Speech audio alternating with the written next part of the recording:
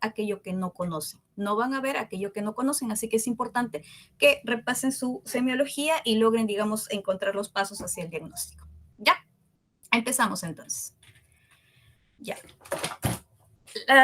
Dentro de la zoonosis, recordar que va a haber enfermedades transmitidas por virus, algunas transmitidas por bacterias, y dentro de las bacterias vamos a tener diferentes tipos. Entonces, empezamos con una virosis, la rabia. La rabia es una de las enfermedades humanas más antiguas. Hay registros desde Egipto y desde Mesopotamia. O sea, básicamente desde que empezó la historia de la humanidad, es una enfermedad que tiene una tasa de letalidad de la encefalitis por rabia, tiene una tasa de letalidad del 100%. Hay casos anecdóticos en los que, digamos, se ha logrado esto, pero significa eso se puede, digamos, lograr hacer una intervención cuando todavía no ha llegado a desarrollarse como encefalitis, cuando todavía no ha llegado a la parte del sistema nervioso. Pese a que es una enfermedad, digamos, para la cual ya se tienen estrategias, todavía entre 25,000 a 159,000 personas mueren de rabia cada año. Ahora, esta enfermedad va a estar relacionada sobre todo en países del sur global y sobre todo en África, donde actualmente se concentran la mayoría de casos.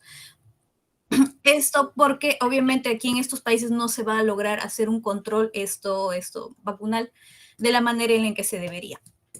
Va a presentarse de forma más común en menores de 15 años, esto más que todo por un factor de exposición, y a nivel mundial podemos decir que el 99% de las muertes humanas van a estar relacionadas a casos de mordeduras caninas. Sin embargo, esta patología puede presentarse tanto en animales urbanos como en silvestres. En silvestres vamos a estar hablando sobre todo de los murciélagos, y eso va a ser importante aquí también en Perú, porque en la Amazonía y en los valles interandinos va a ser el principal transmisor. Entonces, ¿hay rabia en el Perú? Sí, todavía hay rabia en el Perú. En el 2023 tuvimos el último caso fatal, que fue una paciente femenina en Arequipa. Y como ven, y los casos de rabia canina sí todavía se vienen reportando. Entonces, ¿cómo se transmite esto? Muchos la tenemos asociado, como debe ser, a una zoonosis, a la mordedura de un animal salvaje a través de la saliva. Sin embargo, ocasionalmente se ha reportado su transmisión en trasplantes. Por eso esto se está añadiendo ahora a las pruebas a las que hay que hacer previamente. Entonces, o sea, ¿qué se encontró? Imaginen, esto se trata de un paciente que fallece por una encefalitis no determinada, que no se llegó al diagnóstico y después llegaron a presentar síntomas de rabia 4 pacientes que habían sido, digamos, receptores de órganos de este paciente inicial. Ya está. Actualmente, entonces, ¿en qué parte del Perú, digamos, deberíamos preocuparnos? Principalmente en Arequipa y en Puno. Ya está. Ahora, ¿cómo se contagia la rabia? Es a través, ciertamente, de las secreciones, en menor medida a través de los arañazos. Entonces, ¿qué es lo que ocurre? Aquí primero va a haber la inoculación, ¿no? A través de una mordedura generalmente. Esto primero va a haber una replicación a nivel muscular. Y es a través de la unión neuromuscular que el virus va a llegar al sistema nervioso periférico y una vez que se replican las neuronas motoras, va a ascender a través de la médula espinal y aquí es donde recién va a llegar la encefalitis. Este proceso puede ser largo, puede demorar desde 2 semanas hasta varios meses, incluso años. Entonces, este es el periodo, digamos, donde donde es necesaria la intervención si es que queremos llegar a tener, digamos, un impacto, pues una vez que empiece la encefalitis, el pronóstico es malo, 100%. Ya, entonces, ¿qué formas pueden presentar? La más común va a ser la versión de la rabia llamada encefalítica, donde, digamos, es la forma más clásica, más conocida, con fiebre, hidrofobia, aerofobia, agitación. ¿Esto por qué se va a producir? Porque una vez que el virus llega a provocar inflamación a nivel del sistema nervioso central, va también a afectar los nervios de los pares craneales. Aquí es cuando va a producir, por ejemplo, y va a irse tanto hacia las glándulas salivales y hacia los ojos. Entonces puede haber fotofobia, puede haber salivación excesiva, activación del sistema autonómico, y posteriormente provoca un edema cerebral que puede llegar a convulsiones, a coma y a la muerte. Hay una forma que es menos común, que es solamente el 20% de los casos, que es la rabia paralítica, donde el compromiso va a ser principalmente medular y va a manifestarse como una paresia ascendente, que va a ser simétrica y que eventualmente también va a llevar al coma. La muerte es causada finalmente por edema cerebral con una herniación o a través de una afectación del corazón, bien por una arritmia o por una insuficiencia cardíaca congestiva. Entonces, ¿qué es lo que tenemos para defendernos? ¿Qué estrategias tenemos? No hay un tratamiento, digamos, antiviral que nos permita, digamos, sacar al paciente de este cuadro. Entonces, la intervención va a ser antes. Ya. Entonces, ¿cómo diagnosticamos rabia? Primero, la sospecha, el antecedente.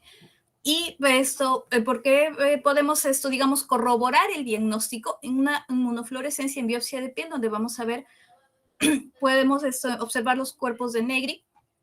Esto ahora se utiliza, que estamos en la época de la medicina molecular, PCR de la transcriptasa inversa que es específica a la rabia, que puede ser en saliva o en la biopsia de piel, y la detección de anticuerpos antivirales en suero o en líquido cefalorraquídeo. Ahora, cuando ya diagnosticamos, generalmente ya estamos muy tarde.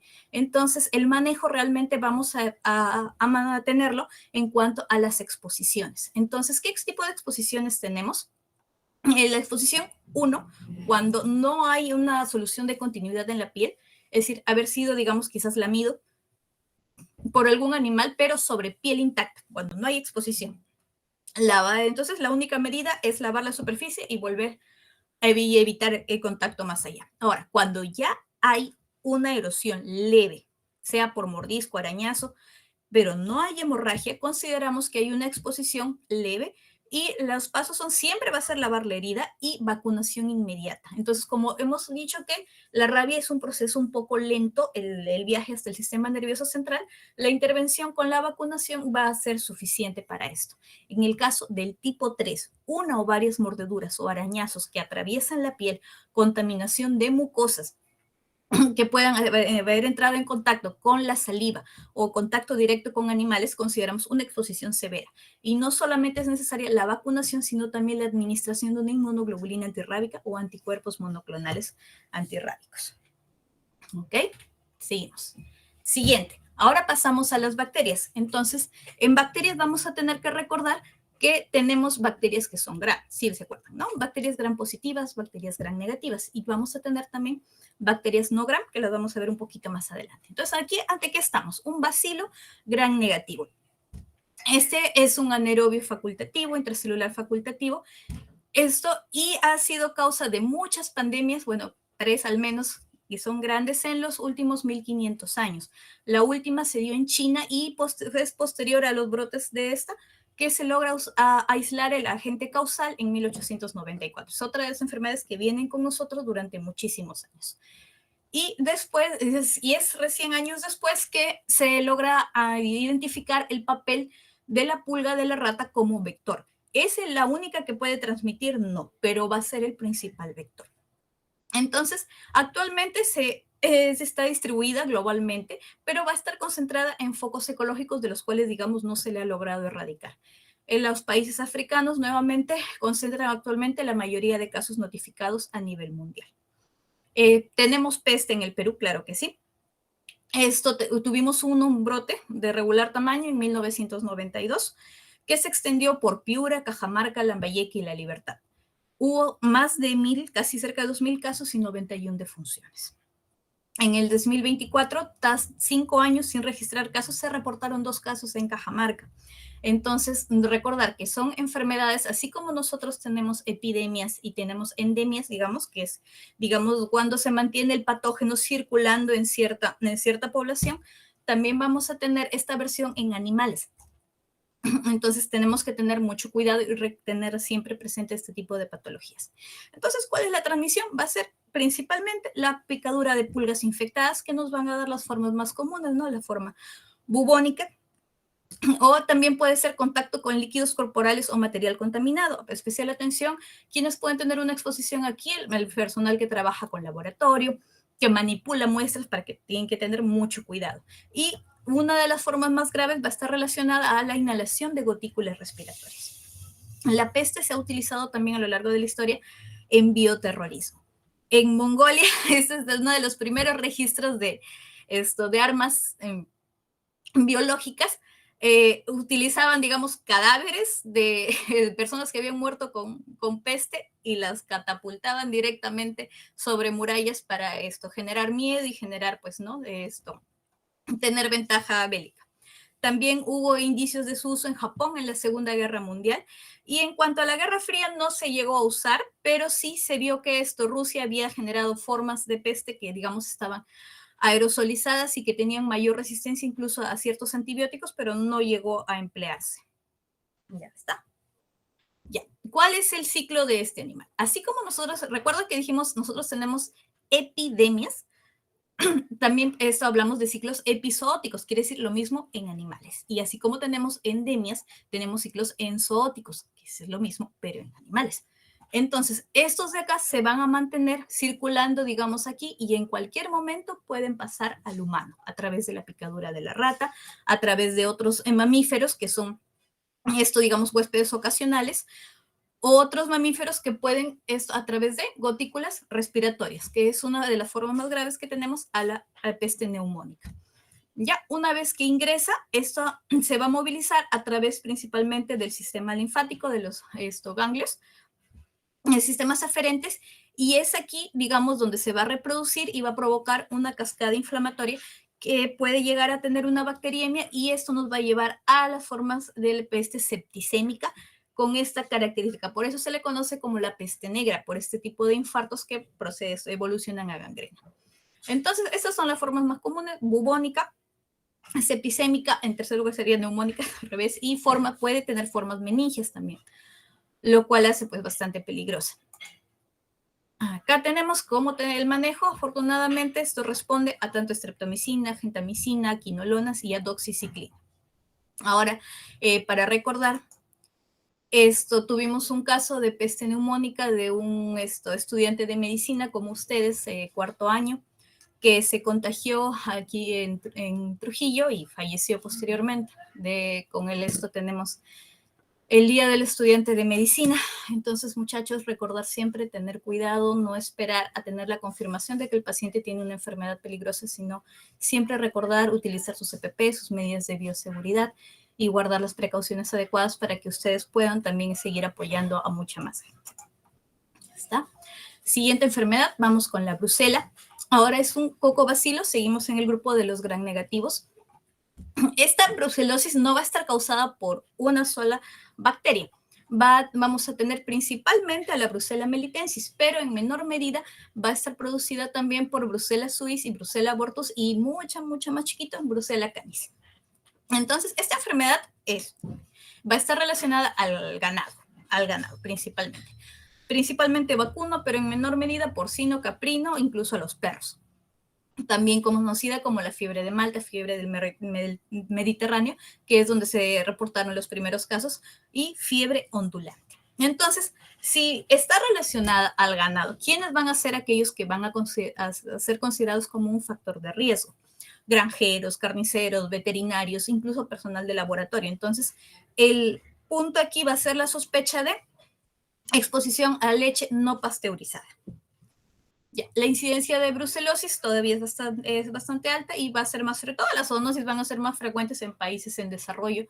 Esto porque va a ser más difícil, digamos, controlar aquí. Se observa con mayor frecuencia en países mediterráneos, los Balcanes, Golfo Pérsico, América Central y del Sur. Entonces, recordar, contacto con animales infectados o sus tejidos, ingestión de leche, productos lácteos. Se han registrado también otras formas menos comunes, como transmisión a través de aerosol, puede haber transmisión congénita, incluso transmisión sexual, pero estas van a tener obviamente un rol que es mucho menor. Ya está. Entonces, desde que ingresa la bacteria, inoculación. Se activa el sistema inmune, hay una ingestión por polimorfonucleares y macrófagos, otra vez lo lleva a los ganglios linfáticos locales, donde se va a replicar y va a tener, dentro de esos factores de virulencia, va a lograr una evasión inmune. ¿Qué es lo que va a provocar? Va a provocar que los fagocitos, en lugar de replicarse, hagan apoptosis, y va a evitar, digamos, una vez que el fagocito lo tiene, generalmente, ¿cuál es la primera estrategia? Unión a un lisosoma para que sea para que sea destruida, y al evitar inhibir esta fusión, Esto logran pues evadir el sistema inmune y vamos a tener primero una infección aguda cuando es menos de un año la infección. Infección crónica hablamos cuando es más de un año. O sea, aquí, ¿cuándo vamos a sospechar brucela? Cuando tenemos fiebre persistente. Esto porque de fiebre de una semana no la vamos a sospechar ahí todavía. Entonces, la infección aguda, ¿cómo puede presentarse? La mayoría de casos se van a presentar como una fiebre, como una infección, digamos, no localizada. O sea, síntomas, puros síntomas generales. Fiebre, sudoración, mialgias, pérdida de peso, cefalea, malestar general, linfadenopatías y hepatoesplenomegalia. Aquí sí prestar atención. Linfadenopatías y hepatoesplenomegalia. Ahora, en formas localizadas también puede ocurrir, pero es menos común, solo 30% de los casos. Y aquí sí la más importante y la que deben recordar es que va a ser una de las causas de espondilitis y sacroileitis, que puede tener, que va a presentarse como un diferencial. Cuando tengamos espondilitis, espondilodicitis, vamos a pensar en brucela, vamos a pensar en tuberculosis y vamos a pensar en, bueno, un poco más allá, en staph. Ya. Puede tener formas pulmonares, cardíacas, gastrointestinales, básicamente cualquier parte del cuerpo. Ya está. ¿Cómo diagnosticamos brucela? Primero, pues siempre sospecha y después de que tenemos sospecha, vamos a corroborarlo por un aislamiento en tejidos, o por un PCR o por una serología, la cual esa es la rosa de Bengala. Ya está. El tratamiento no es muy complicado. Doxiciclina, van a ver que para la mayoría de zoonosis, la doxiciclina va a ser, digamos, el meropenem, la bomba de las enfermedades zoonóticas y tropicales. Entonces, doxiciclina, gentamicina, hay que tener ciertas salvedades en niños menores de 8 años donde no podemos dar estos medicamentos, porque recuerden que la doxiciclina está contraindicada. Podemos ir con trimetoprim, sulfamethoxazol o con rifampicina. En casos de que sean formas óseas, hay que prolongar el tratamiento por 3 a 7 meses. Y en formas meninges, formas neurológicas, se puede añadir ceftriaxona, esto que se va a prolongar hasta que se logre una normalización del LCR. ¿Está? Antrax. Ya. El antrax, ahora ya no estamos en gram negativos, vamos a pasar a los gram positivos. El antrax es un bacilo gram positivo. ¿Ya? Es más común que ocurra, digamos, de forma natural, por decirlo así, en África, Oriente Medio y algunas zonas de Latinoamérica, y va a estar asociado en forma, digamos, salvaje con productos animales. Su característica va a ser que va a ser formador de esporas y estas esporas van a permanecer viables durante mucho tiempo y resisten a muchas condiciones salvo la luz ultravioleta. Entonces, en su forma, digamos, natural, se va a presentar, se va a producir la transmisión mediante la inoculación, ¿no? De la bacteria, de tener contacto, inoculación, un traumatismo. Sin embargo, a través de la inhalación, esta es la forma, digamos, donde las clásicas y de repente que han visto en las películas o que han visto en algún otro lado, donde envían un sobre con esporas, esto con un arma de bioterrorismo, y precisamente la inhalación va a provocar formas más graves, como una mediastinitis hemorrágica. La ingesta de las esporas también puede llevar a formas gastrointestinales. Entonces, la forma más común quedamos que era la inoculación, ¿no? A través de una zoonosis. Entonces, vamos a tener una pápula que va a durar 2 a 5 días, va a progresar a vesículas y luego esto, a través de los factores de virulencia, se va a provocar una necrosis localizada. La característica es una escara negra, una úlcera que inicialmente es superficial y que puede extenderse a través del camino de los ganglios linfáticos. Entonces, ¿cuáles son estos factores de virulencia? Podemos hablar de estos tres, que si los agrupamos en estos grupos, el factor edema más antígeno protector, pues esto me forma la toxina edema, y el antígeno protector más el factor letal me van a formar la toxina letal. Ya está. Entonces, esto se puede diagnosticar mediante una tinción de Gram, bien sea del líquido vesicular, del raspado de la úlcera o de la biopsia por punción. Mediante cultivos, no es un bacilo, no es una bacteria particularmente exigente, debería crecer en los cultivos usuales de agar. Por ahí pruebas de anticuerpos fluorescentes directos y, bueno, pues PCR, que es para todo. ¿Ya? Entonces, dentro del manejo, el inicio rápido del antibiótico va a ser crucial, como en muchas de las que hemos visto. Si son formas cutáneas y no hay evidencia de ningún compromiso sistémico, se puede iniciar ciprofloxacino o doxiciclina. Sin embargo, cuando vamos a tener formas sistémicas, necesitamos al menos 2 antibióticos y que estos deben ser bactericidas. Entonces, podemos usar una quinolona más un betalactámico. Tenemos también disposición de antitoxinas inmunoglobulinas, anticuerpos monoclonales, que pueden considerarse en los casos graves. Especialmente quedamos, ¿cuáles eran las formas graves? Las formas de bioterrorismo con mediastinitis hemorrágica. Ya, tenemos también vacunas. ¿Quién debería vacunarse? De repente, por ejemplo, personas que se dedican a la ganadería, personas que tienen exposiciones. Y si es que si ha habido una exposición, esto debería recibir este paciente profilaxis antibiótica durante 60 días. La transmisión no se produce de persona a persona, por lo cual no requiere aislamiento. ¿Está? Seguimos con la leptospirosis. Esta es otra enfermedad, parte de la peste, que está vinculada a los roedores. Ahora, ¿se acuerdan? Hicimos gram negativos, gram positivos, y ahora pasamos a los no gram. Dentro de los gram, ¿por qué una bacteria no se teñiría en el gram? Una, porque su pared tiene de repente ácidos micólicos que no dejan pasar esta tinción. Ahí vamos a tener a las micobacterias, no solo el tuberculosis, sino todas las demás. Vamos a tener a las espiroquetas, como la leptospira, que van a tener su pared muy delgadita y van a ser muy finitas, por las cuales tampoco nos va a ayudar ahí el gram.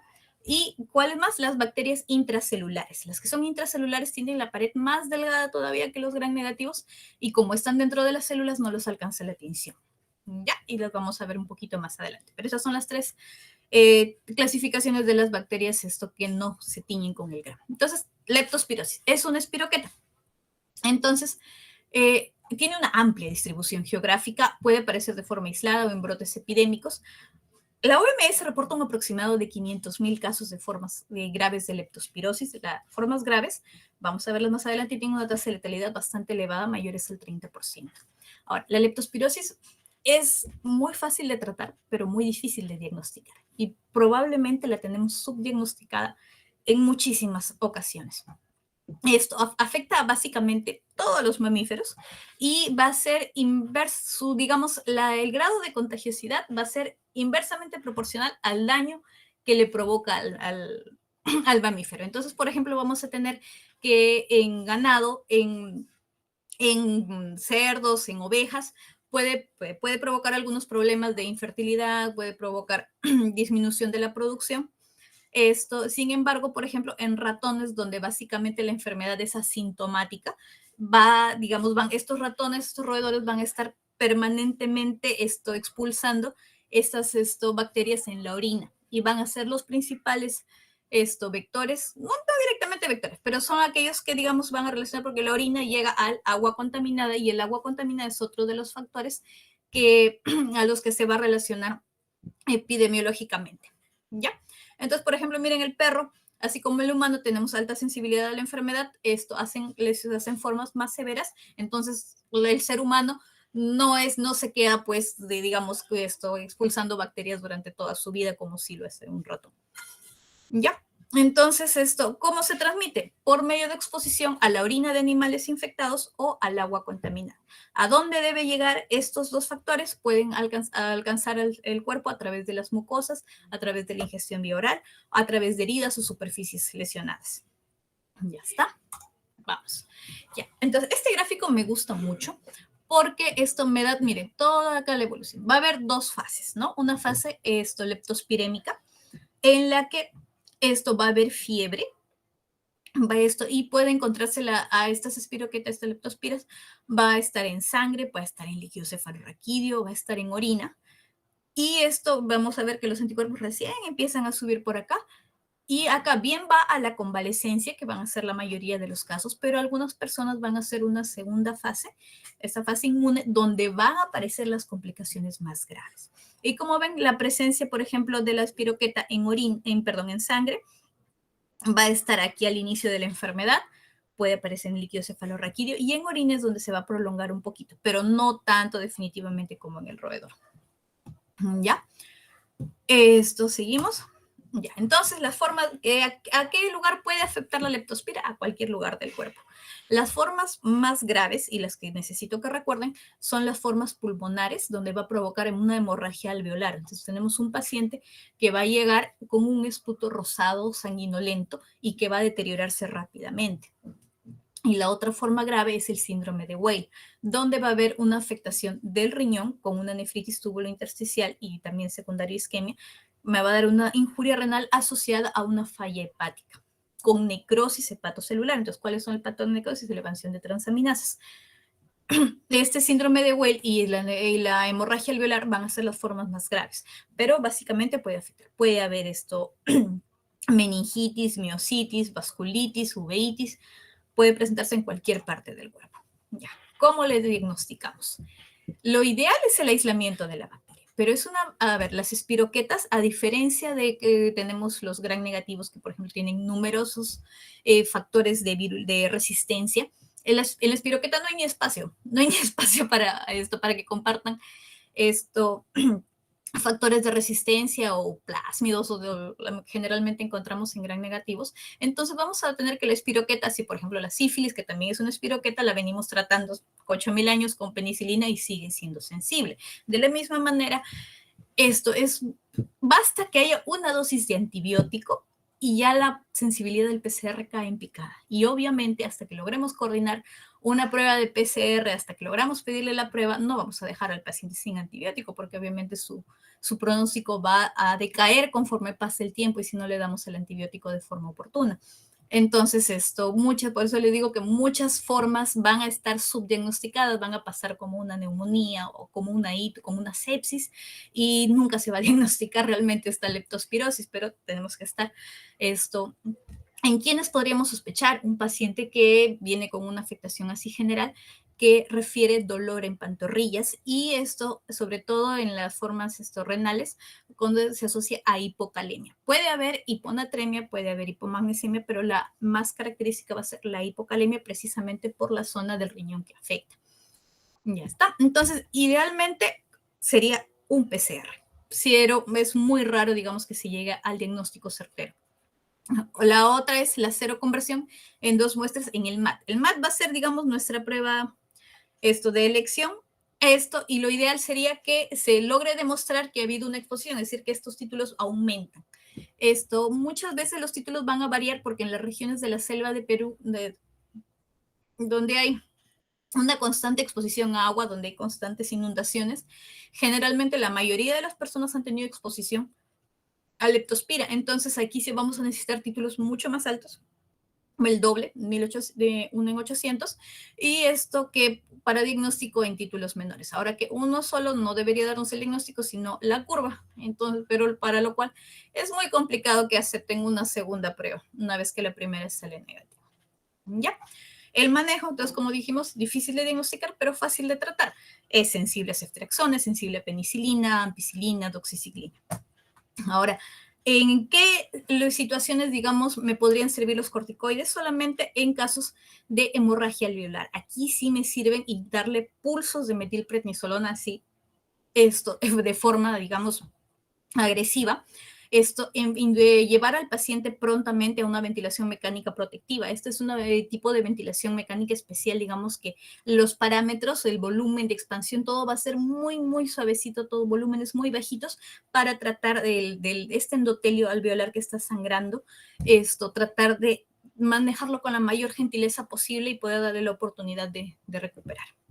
Otra cosa que en los pacientes en los que hayan falla renal, ir a diálisis de forma temprana. Ya está. Seguimos. Tifus. Los tifus realmente son rickettsiosas.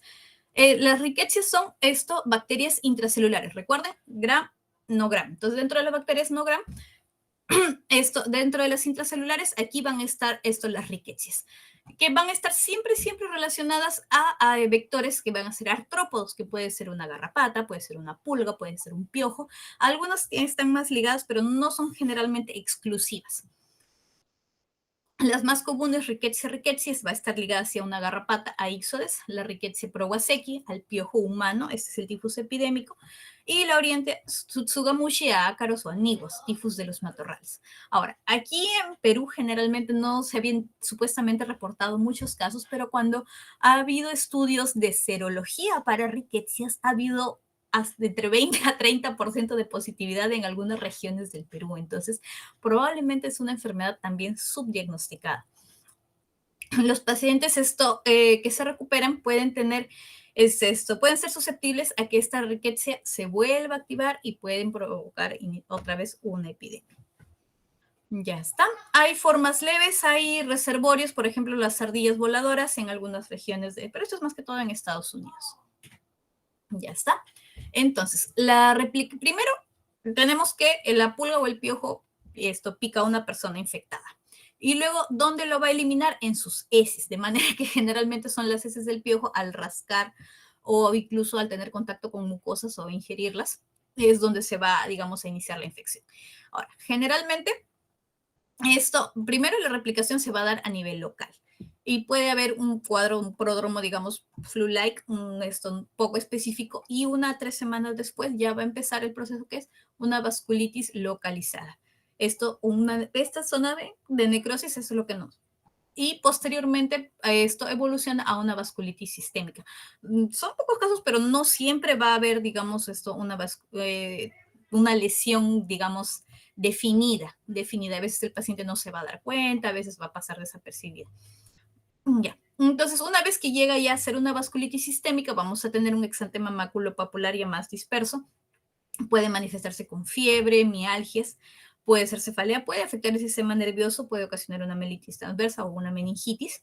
Y a nivel del cuerpo, elevación de marcadores inflamatorios, porque es una bacteria, hipertransaminasemia, y al tener, digamos, va a provocar como pequeñas, esta vasculitis va a hacer que el cuerpo tenga que usar las plaquetas para, digamos, como tapar las pequeñas hemorragias que están ocurriendo a nivel de todo el endotelio, y al haber consumo de plaquetas va a haber, obviamente, plaquetopenia.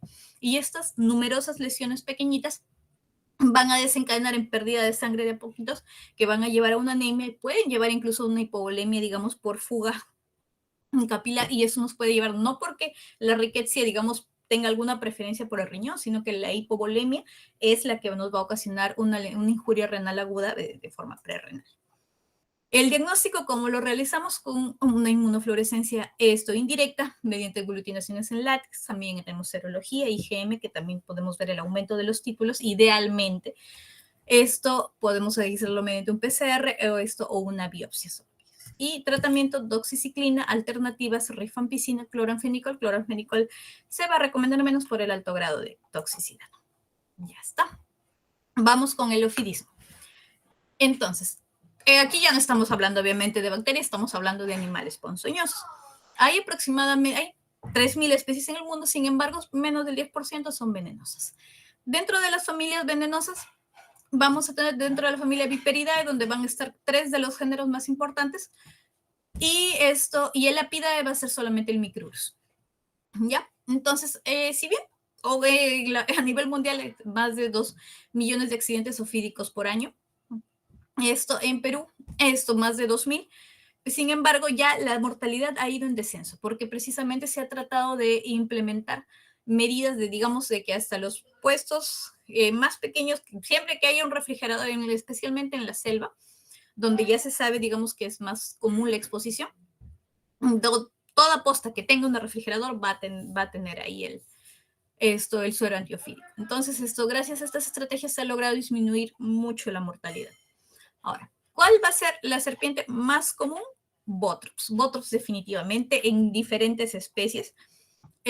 Muchas veces, por ejemplo, cuando usted le refiere al paciente que era una serpiente como que tenía un cascabel, uno va a pensar, de repente era una crotalus, fue una serpiente de cascabel. Sin embargo, aquí en el Perú solamente está en Puno y en Madre de Dios. No la van a encontrar en otras partes. Entonces, ¿qué se refiere generalmente? A algunos especímenes de Botrops juveniles que al momento de mudar, digamos, la colita no termina, digamos, de mudar y se queda allí, puede producir un sonido parecido al de la serpiente de cascabel, sin embargo, sigue siendo una Botrops. Ya esa va a ser la que tiene una distribución más amplia, la única que vamos a encontrar acá en la costa del Perú. Las otras son de características de la selva y de regiones. ¿No? Entonces, la Botrops es conocida como el jergón, como la bacanche. Hay jergón chuchupe, que es una especie de Botrops que es más grande. Entonces, por eso se confunde a veces con la lachesis, que es la chuchupe. Entonces, la Botrops se va a caracterizar por tener un veneno proteolítico, coagulante, y eso nos va a dar una acción que va a ocasionar tanto nefrotóxica como vasculotóxica. Entonces, tenemos un paciente que puede llegar incluso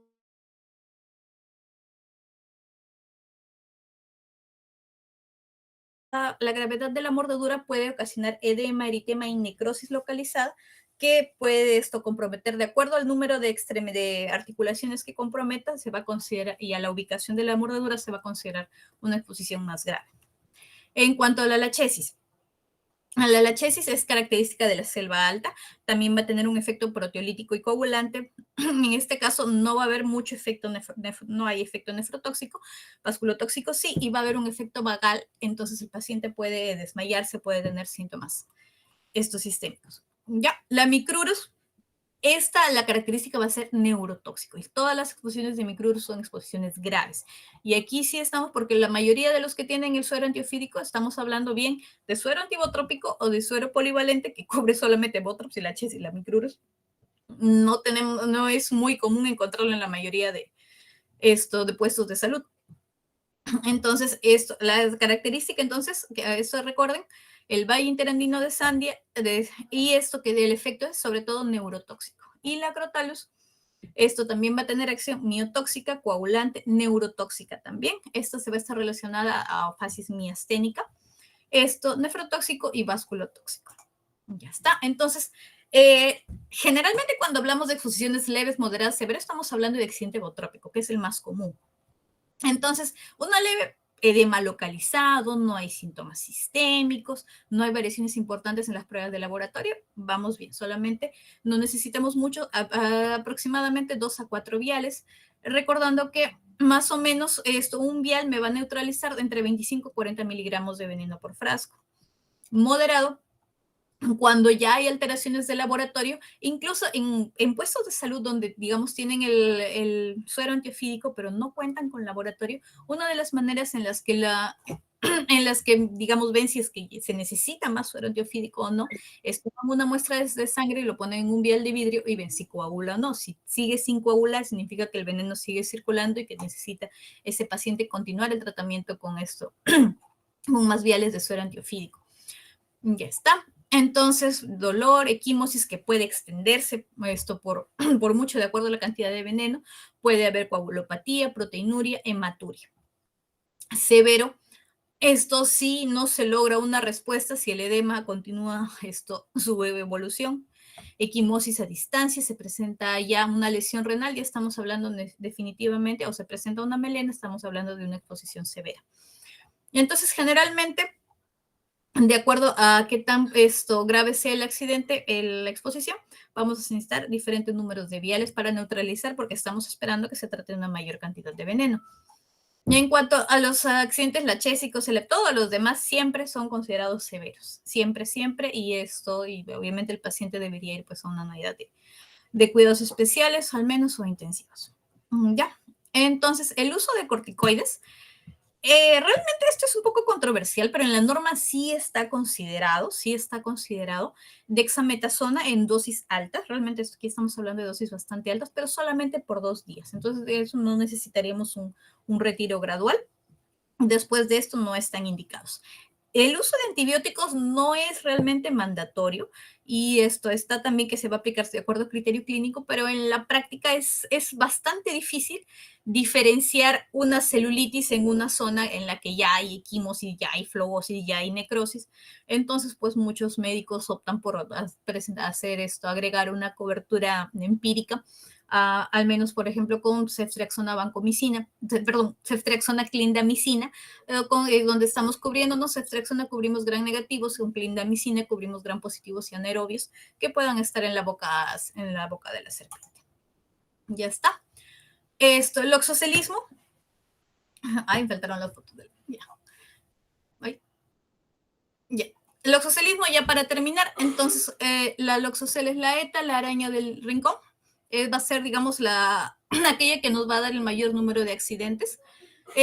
Las toxinas van a ser la estingomielinasa B, que va a provocar trombosis y necrosis a nivel local. Otras toxinas van a ser la estearasa, la proteasa, y la característica va a ser la placa libeloide, que se va a tener las 3 coloraciones, negra, crótica, pálida y y eritematosa.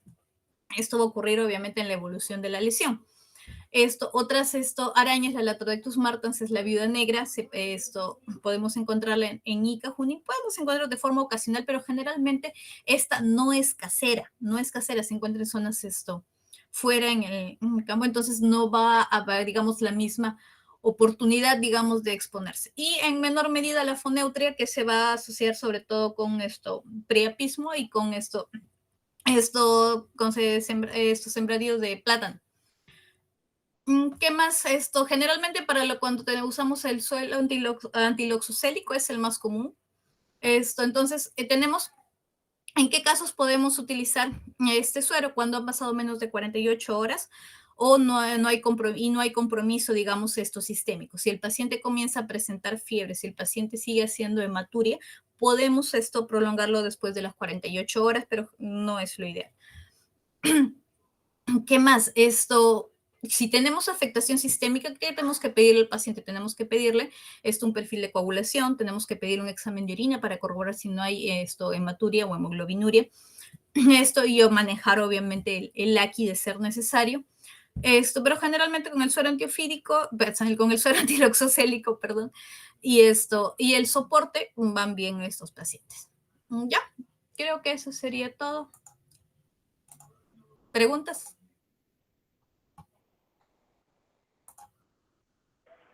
Muchas gracias, Liz.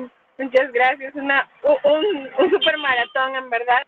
Muchas gracias. Si hay preguntas, por favor, para poder absorberlas.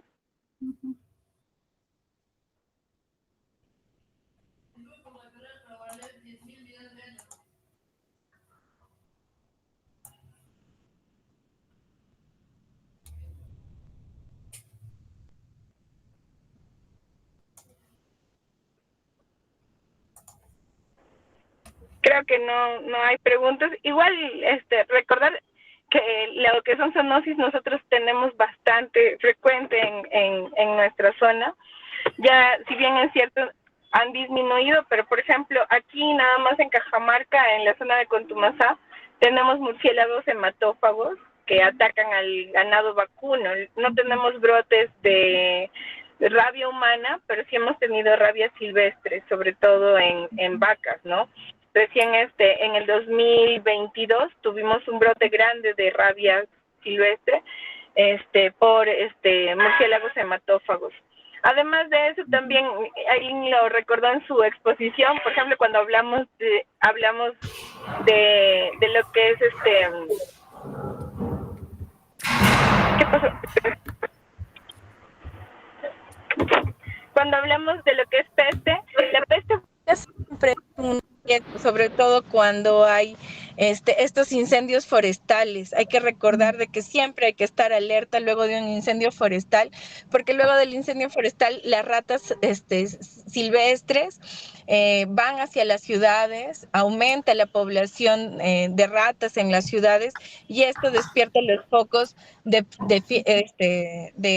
la peste bubónica, ¿no?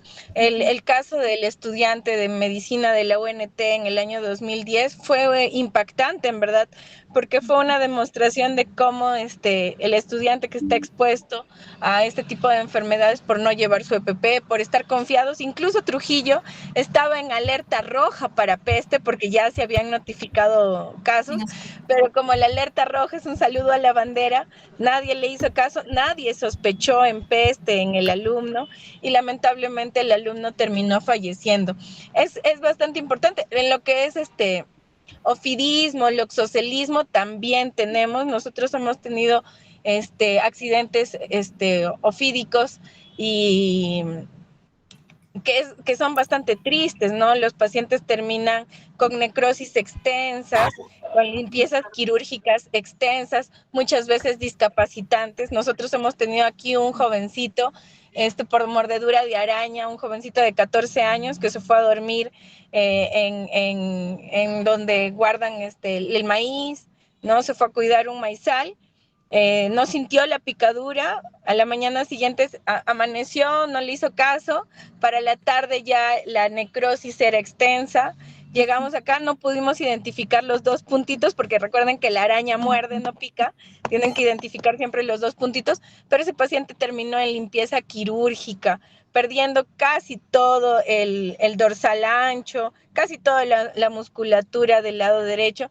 Eso le va a generar insuficiencia respiratoria y obviamente terminó con una secuela incapacitante. Es importante reconocerlo, a veces no le hacemos mucho caso, pero la picadura de araña puede generar insuficiencia renal, es siempre importante chequear la orina, es estar siempre al pendiente de los pacientes. Nosotros a veces no sospechamos, acuérdense que rabia, como bien dijo también Aileen, es una enfermedad que progresa lentamente, dependiendo también del tipo de ataque. A veces, acá nosotros recién hemos puesto un suero, inmunoglobulina para rabia, porque ha habido un ataque de CAN a una niñita de 9 años. Entonces, la inmunoglobulina estaban peleándose entre la infectóloga y la cirujano pediatra quién lo infiltraba, ¿no? Lo he puesto no porque la niñita haya presentado sintomatología, No, sino sí, que ha así. sido un ataque de un Ajá. perro no conocido, que eso también está en la norma técnica. Les sugiero que revisen la norma técnica. La norma técnica de rabia es muy clarita. Un perro no conocido, aparentemente un ataque no justificado, simplemente el perro ha salido atacado a la niña, ya con eso es suficiente para que la niña sea evaluada como un caso probable de rabia. Una exposición La grave. niña no tenía antecedente de algún ataque previo, entonces se le ha puesto las vacunas, pero también inmunoglobulina en Ujú. las heridas y intramuscular, se infiltró con inmunoglobulina en las heridas, tenía heridas extensas y bueno, siempre sospechando, ¿no? Igual yo siempre les digo, hay que sospechar así no sea muy común, porque como bien, les mencionaba, aquí en Cajamarca sí tenemos murciélagos, hematófagos, no tenemos rabia canina, pero sí rabia salvaje, y por ahí siempre puede pasar. Entonces siempre hay que estar alertas y pensando en los riesgos, ¿no? Lo otro es que a la niña también la vacunaron de tétanos, obviamente, ¿no? Porque no vamos a esperar, nosotros ya hemos tenido muertes por tétanos en el hospital, siempre llegan, creo que desde hace 2 años que no tenemos, pero los años anteriores siempre teníamos al menos un paciente fallecido por tétanos, que es una enfermedad bastante importante. Y la vacunación sería ideal, pero la gente no sabe. Ahí les quería contar nada más de que el médico tiene que estar preparado para todo, porque cuando yo estaba en el Serum, hasta la única vacuna que es responsabilidad del médico y que no es para humanos es la vacuna antirrábica. Sí es responsabilidad del médico promover, capacitar y estar pendiente de la vacunación antirrábica en su comunidad. Entonces yo sí he participado en vacunaciones antirrábicas, obviamente a mí me dan pánico los perros, pero tenía que estar ahí poniéndole la vacuna. Recuerden que la vacuna para los canes es una vez al año, no existe una vacuna que proteja para siempre, así que tienen que estar ustedes si tienen perros o en su comunidad como médicos, lo mínimo que se le pide a un médico es que tenga una noción acerca de la vacunación.